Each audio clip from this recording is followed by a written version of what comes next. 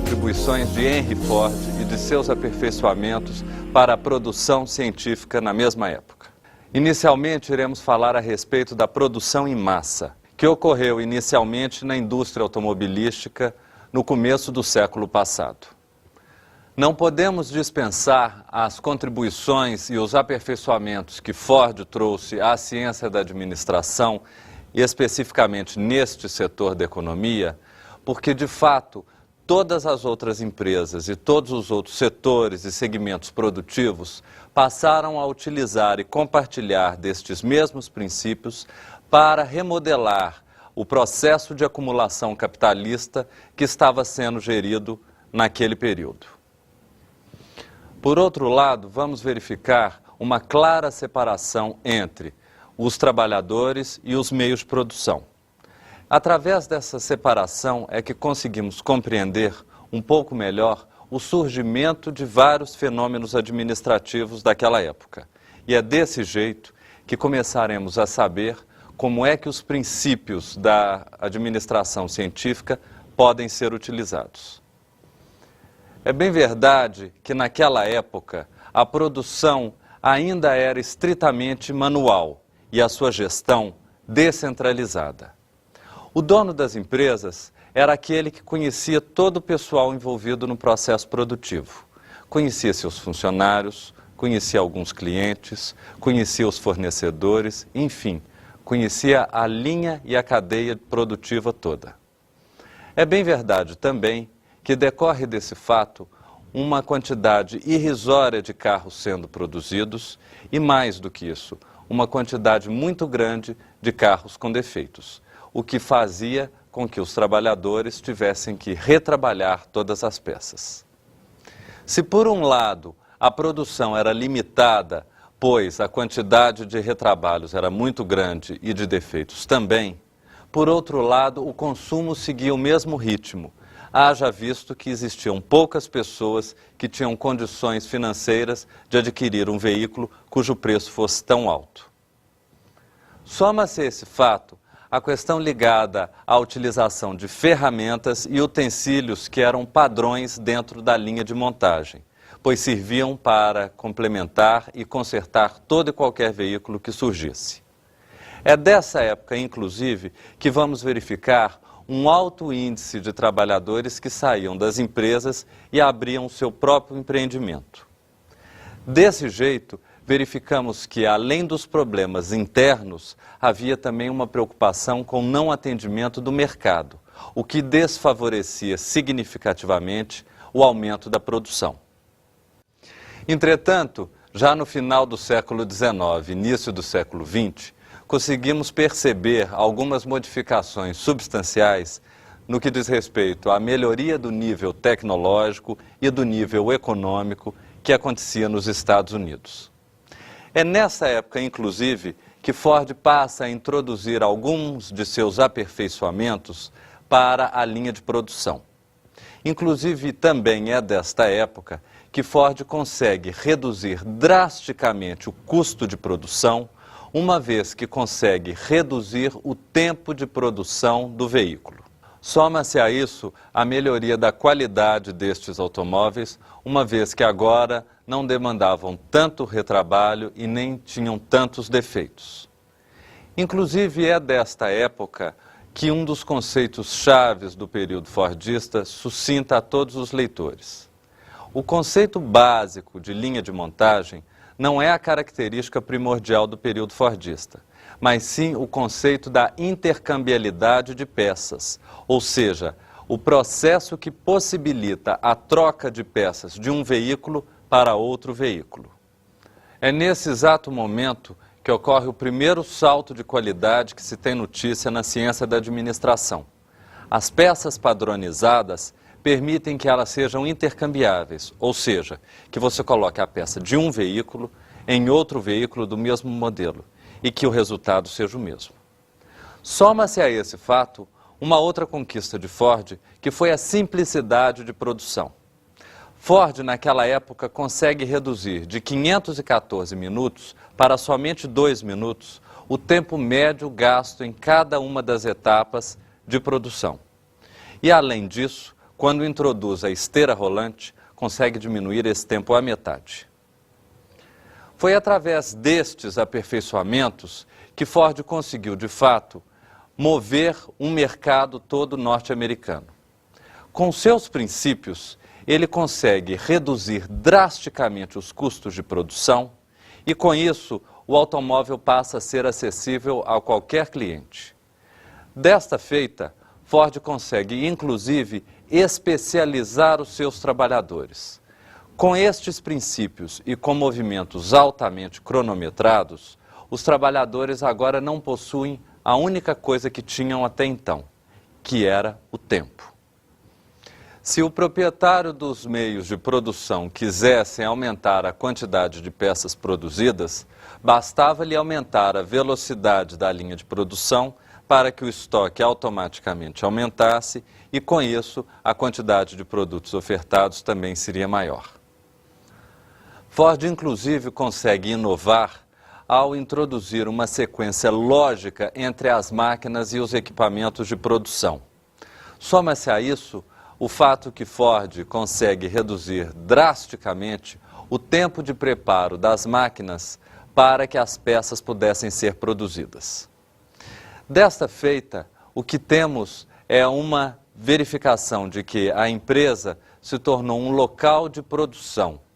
A empresa era, de fato, um local barulhento, sujo, onde milhares de pessoas se acotovelavam para realizar as suas tarefas. É dessa época, inclusive, que vamos verificar que grande parte dos trabalhadores se sentem absolutamente alienados de todo o processo de produção. Eles somente sabem fazer um pequeno fragmento daquilo que é o produto final. De fato, não conhecem quem está ao seu lado, não conversam com ninguém dentro da empresa e só têm o tempo para produzir. E é justamente neste momento, que surge a figura do engenheiro industrial, que era o profissional responsável em planejar e controlar toda a produção que deveria ser feita. A perspectiva de carreira para um operário da fábrica Ford termina justamente aí, pois agora ele é um funcionário alienado e super especializado, que não tem a mínima condição de crescer na sua tarefa, pois só sabe fazê-la de uma maneira. Outro problema que chamou a atenção de Ford foi a questão da integração vertical de todos os elementos que compunham a linha de produção. Isto é, Ford agora precisava que todos os seus fornecedores e que todos os trabalhadores pudessem acompanhar o ritmo de mercado que ele estava desenvolvendo. Isto é, a partir do momento que o mercado aumentava a demanda por veículos, aumentava-se toda a cadeia produtiva nesse sentido para que todos os carros pudessem ser produzidos a tempo e a hora na vontade do cliente. Foi através deste momento que Ford, de fato, realiza a absorção de toda a cadeia produtiva. Todos os elementos que compunham a montagem de um veículo passam a ser fabricados pela própria Ford. E, com isso, ela dita qual é o tempo de produção melhor para atender ao mercado.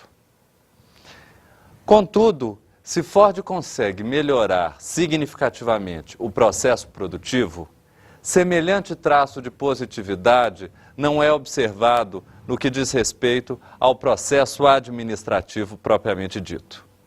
Se Ford sabia produzir, ele não sabia gerenciar. E se via diante de um sem número de elementos que agora pareciam completamente fora do seu controle.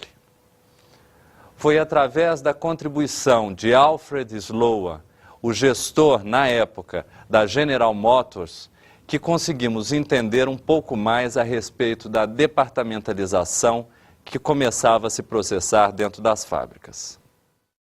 As inovações de Sloan não se limitaram somente a este fato. Ford produzia somente o modelo T e Sloan já produzia 5 modelos ao mesmo tempo de carros. Soma-se a essa questão a introdução de alguns departamentos de finanças e de comercialização criados por Sloan para dar suporte a todo o fenômeno e todo o processo administrativo que já operacionalizava dentro das empresas. A preocupação dos gerentes agora passa a não ficar somente limitada ao processo produtivo. Eles agora também precisam saber como captar e como distribuir melhor os recursos financeiros dentro da empresa, como também entender a comercialização maior e mais ampla dos veículos. Se por um lado temos uma modificação substancial tanto no processo administrativo quanto no processo produtivo, por outro lado vamos verificar que o crescimento de todo o processo capitalista de produção aconteceu mediante as contribuições de Ford e de Sloan nesse departamento. Se hoje temos algum tipo de ideia de como se produz alguma coisa, certamente é porque temos ideia do modelo fordista de produção. E para que conheçamos melhor esse modelo, precisamos também entender os princípios da montagem de Henry Ford. O primeiro princípio diz respeito à disposição numa determinada ordem natural das operações em relação às tarefas que devam ser realizadas. Isto é, todo processo produtivo segue de forma ordenada e natural o processo de elaboração de um carro. O mesmo acontece em qualquer outro segmento produtivo. Há de haver uma certa lógica na produção que leve à eficiência desse processo, eficiência essa que só será encontrada reduzindo o tempo morto de produção e ampliando a velocidade com que as peças possam ser produzidas. Para que esse princípio pudesse ser colocado em prática, Ford introduz a utilização de planos inclinados na produção, ou seja, ao operário cabia-lhe a execução de uma determinada peça e esta, quando estivesse terminada, deveria ser colocada numa esteira inclinada a fim de que o operário imediato a recolhesse e conferisse se ela estava de acordo com o que havia sido produzido. Outro princípio diz respeito à utilização de uma rede de esteiras deslizantes dentro de todo o processo produtivo, mantendo um certo distanciamento entre as máquinas, entre os equipamentos e proporcionando, de fato, uma visão mais ampla de todas as etapas deste processo. A utilização desses princípios não ficou restrita somente às empresas que passaram a adotar esse método como um método científico de produção, mas também espalhou-se por várias outras áreas do conhecimento, impactando profundamente tanto na sociedade quanto no modelo capitalista de produção. Todos esses fatores delinearam um período que convencionalmente é chamado de Fordismo. Independentemente de qual deva ser o conceito de Fordismo, todos nós sabemos que o Fordismo nos levou à posição em que hoje ocupamos nesse mundo capitalista. Alguns autores atestam que o Fordismo pode ser comparado ao Taylorismo. Outros restringem a sua conceituação somente ao processo produtivo. E outros já espalham que o momento fordista pode ser entendido sob todas as óticas de uma sociedade. De fato, o que vamos verificar é que o Fordismo é a encarnação do próprio Henry Ford, e, com isso, avaliar o movimento fordista como um simples método de administração pode acarretar indefinições conceituais que ocorreram ao longo do tempo. Uma outra visão seria aquela que atesta que o Fordismo conseguiu realizar uma transferência mútua entre capital e trabalho para outros segmentos da sociedade que até então não haviam sido contemplados por essas premissas. O que vamos verificar é que o modelo fordista não somente causou impacto, trazendo à tona um novo modelo de organização do trabalho, mas também modificou substancialmente todo o arranjo sindical que naquela época era extremamente limitado. A ideia fordista, ao introduzir a linha de produção, era de que esta linha jamais poderia parar. Linha de montagem parada significa prejuízo para o capitalista e, portanto, Ford teria que se haver com um método em que esta linha jamais pudesse ser parada. O método que Ford desenvolveu para fazer com que esta linha jamais parasse é um método que envolve todos os mecanismos salariais da época, revolucionando-os e modificando completamente o seu eixo. Se por um lado, na época de Taylor, que é a mesma de Ford, os salários eram pagos pela produção, Ford introduz o pagamento por dia de salário e, com isso, impacta significativamente no aumento de produção e num incentivo maior para que o trabalhador pudesse estar querendo trabalhar numa fábrica Ford. Vejamos então a estratégia utilizada por esse gestor para conseguir abastecer continuamente a porta da sua fábrica de trabalhadores. Em média, os salários pagos por dia giravam em torno de $1,90 a $2,30. Ford inova ao proporcionar o pagamento de $5 por dia, também conhecido como $5 Day. O $5 Day trouxe uma solução imediata para que a linha de produção jamais pudesse parar. Ou seja, à medida que os trabalhadores se revoltavam contra as máquinas ou se cansavam física e mentalmente das tarefas que iam realizando, rapidamente eram substituídos por outros trabalhadores que estavam entrando nas fábricas Ford com a pretensa ilusão de que conseguiriam obter $5 por dia. A consequência imediata desse processo foi um aumento no índice de funcionários sindicalizados, o que de fato fortaleceu a posição sindical naquela época, que era extremamente precária frente aos gestores e aos capitalistas que detinham maior poder, muito mais do que o governo. Tanto é que o $5 Day, ao ser prometido como pagamento, facilitou o acesso de pessoas à linha de produção e facilitou o aumento da produtividade. Contudo, esses $5 por dia jamais foram pagos, ou muito pouco pagos para poucas pessoas, pois Ford, ao criar esta possibilidade, criou também um sem número de regras e de regulamentos para que as pessoas pudessem obter os $5 por dia. Com isso, Ford consegue manter a sua linha de montagem abastecida e consegue fazer com que ela jamais pare, seja por qualquer motivo. Outra consequência do modelo fordista de produção foi o aperfeiçoamento da ORT, Organização Racional do Trabalho, originária de Taylor, que de fato impacta sobre a linha de montagem, trazendo benefícios para o aperfeiçoamento das peças e redução dos problemas que eram ocasionados. O que veremos é que o impacto da organização fordista de produção se deu no mundo inteiro até pouco tempo atrás e só foi substituído há cerca de 20 a 30 anos por um outro modelo que também utiliza das mesmas premissas, mas com um formato organizativo diferente, aquele de células autônomas de produção.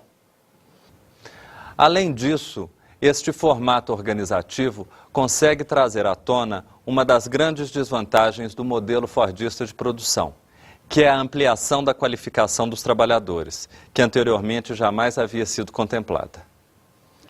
O que podemos verificar também é que o modelo fordista de produção passa a ser utilizado em vários outros segmentos produtivos, ocasionando os mesmos resultados daqueles da indústria automobilística no início do século. Todo esse crescimento sugere que vários sejam os países também que passem a adotar o modelo fordista de produção.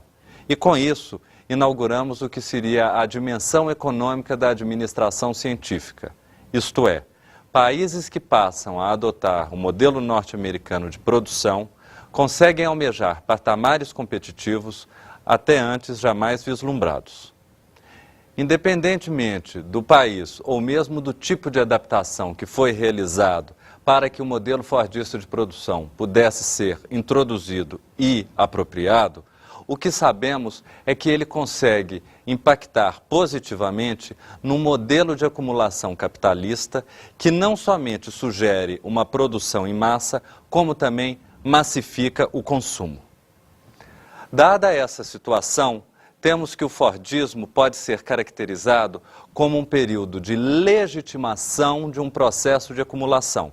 E, portanto, temos aí um fordismo legítimo, aquele que traz significativas modificações não somente para a economia, como também para o empresário e também para o empregado. São através de todas essas consequências que conseguimos vislumbrar as vantagens do modelo fordista de produção. Dentre elas podemos citar a divisão do trabalho e a mecanização das soluções para problemas técnicos, ou seja, o trabalho agora gerencial de fato é completamente diferente do trabalho operacional. Cabe aos gerentes tomar decisões a respeito de ações que os empregados não têm qualificação para tal.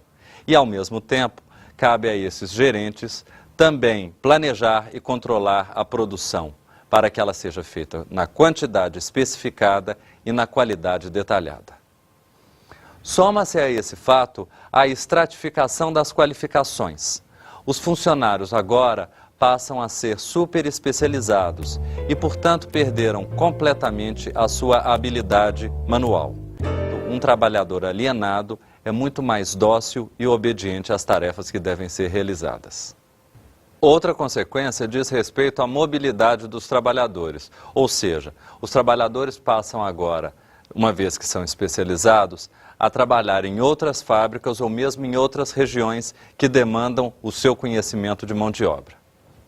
Uma outra modificação que pode ser percebida diz respeito à correção automática, parcial ou mesmo total dos salários. Ou seja, à medida que a produção aumentava, aumentava-se a possibilidade que os salários também crescessem. Como a produção aumentava significativamente de tempos em tempos, os salários jamais conseguiriam atingir tal proporção. Outra modificação diz respeito ao consumo de massa individualizado. Se, por um lado, a produção também era individual, apesar de termos todos na fábrica, por outro lado, temos também um consumo individual. Aquilo que é produzido serve para uma pessoa, aquilo que é consumido serve também para poucas pessoas. Decorrem daí as vantagens que podemos obter da administração científica, ou seja, todas essas modificações conseguiram trazer impactos positivos para a melhoria do capital. Dentre todas essas vantagens, a eficácia dos movimentos e dos tempos de produção se mostra sobremaneira importante, pois foi através da organização racional do trabalho que conseguimos ver movimentos ótimos e que agregam valor às peças. Outra vantagem foi a racionalidade na seleção e no treinamento de mão de obra. Isto é, os trabalhadores agora eram escolhidos mediante a aptidão física que possuíam para o trabalho. Uma outra vantagem diz respeito à melhoria do índice de eficiência dos trabalhadores, ou seja, eles produziam mais em menos tempo. Além do que, a uniformidade na distribuição das tarefas e a uniformidade de salários e de prêmios faziam com que, de fato, todos os trabalhadores soubessem qual era a sua possibilidade, a sua ascensão nas carreiras empresariais e operacionais. Temos também, como última e não menos importante vantagem, a assertividade e a precisão na definição do custo e na definição do preço de venda dos produtos.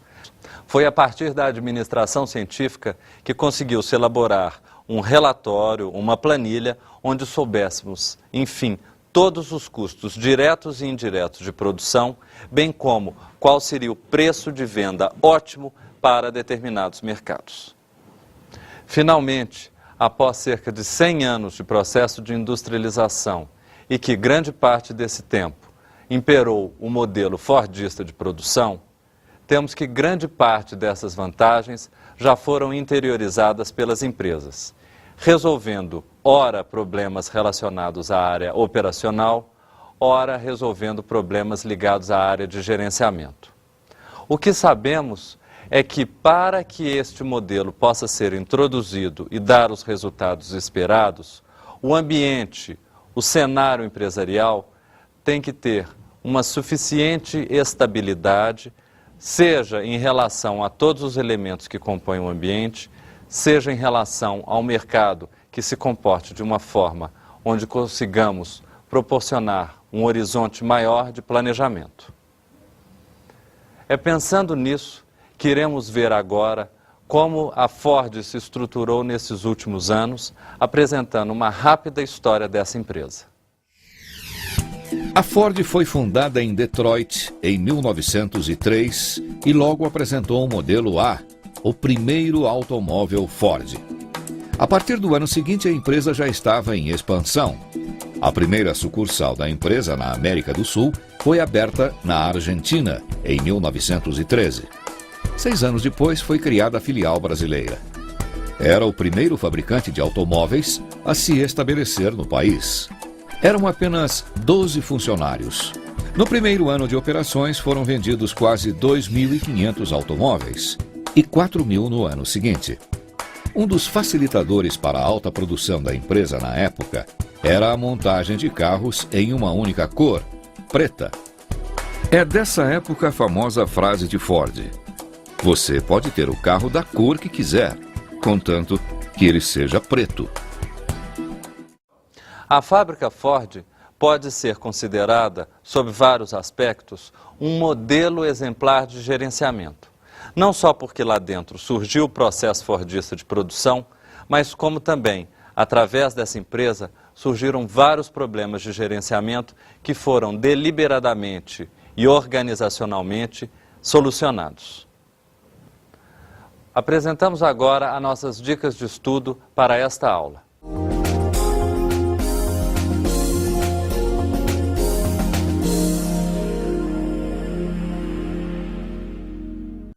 Para complementar nossos estudos, indico o livro Teoria Geral da Administração, Gerenciando Organizações, do Ciro Bernardes e do Reinaldo Marcondes, da editora Saraiva, o livro Administração, do Richard Duff, da LTC Editora, e o livro Teorias da Administração, do Reinaldo Oliveira da Silva, da editora Pioneira Thompson.